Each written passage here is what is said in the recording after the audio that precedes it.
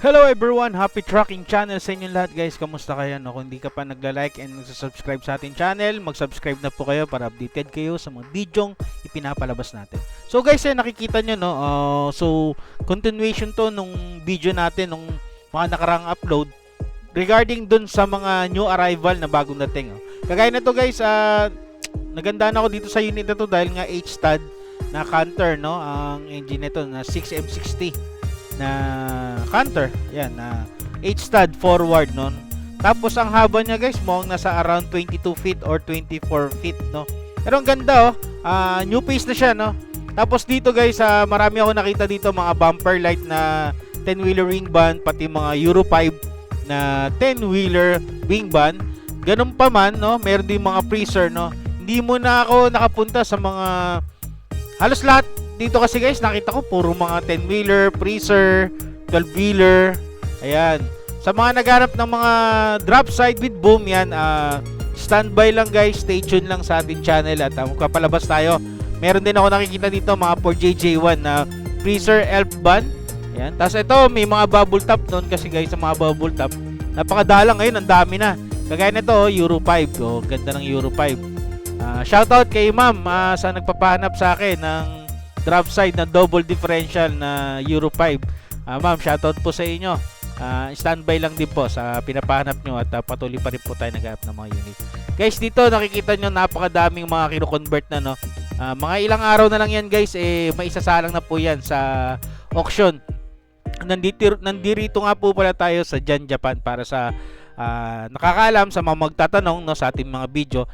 By the way nga pala guys, konting tribute lang sa mga mileage ng mga unit dito, no. So guys, yung mga mileage talaga ng mga unit sa mga truck dyan sa Japan is kadalasan yan guys nasa kalating milyon pataas, no. So kung makakita man po kayo mga 300 plus, malamang po umikot na po yan.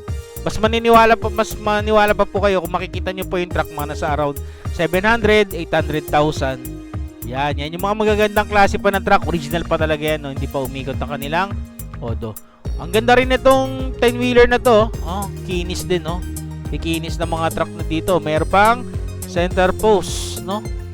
Sa drop side, actually, kadalasan puro naman mga airbag, no?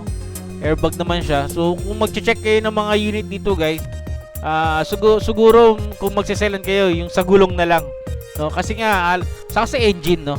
Pero all in all sa mga unit na nakita ko dito, may mga pangit, may mga magaganda, pero kadalasan magaganda mga nakikita ko dito. Ng mga 6M70, 6R10, 6UZ1 guys, yan, meron din sila 6UZ1 na truck. Ayan, no. Gaganda ng mga puso, pati mga Euro 5. Ang mga presyo nga po pala niyan guys, nasa around 1.6 to 1.9 ang mga puso, super great, no. Mga Isuzu naman is nasa around 1.9, 1.8 to 2 million. Lalo na sa mga bumper light na 6UZ1, mga new face guys, mga tinatawag natin na Euro 4. Nagkakalaga na po yan ng mga nasa 2 million na rin, no. Iba nga sa totoo lang guys, nasa 2.2 million na rin, no. Pero syempre yung iba hindi patanggap na gano'ng kataas ang unit. Pero sa iba, ina-accept na rin naman nila, na tanggap na rin nila kasi sa inflation talaga. Eto, meron din dito guys, nakita nyo, Euro 4 din na bumper light na 6UZ1, maganda rin to. Yung mga hindi pa nabibili na truck dito sa Japan, sinasalang na po nila yan sa auction. Dahil pag sa auction, mas mura po nilang nakukuha ang mga truck. Ayan. Pero guys, kung gusto nyo makakita ng mga sariwa pa talaga, no, pumunta kayo dito. Kayo yung first touch dito nung una makakakita. Is Japan converted. So ayun lang guys, maraming salamat sa panonood nyo. Stay tuned lang. Happy Trucking Channel everyone. Thank you. Bye-bye and God bless.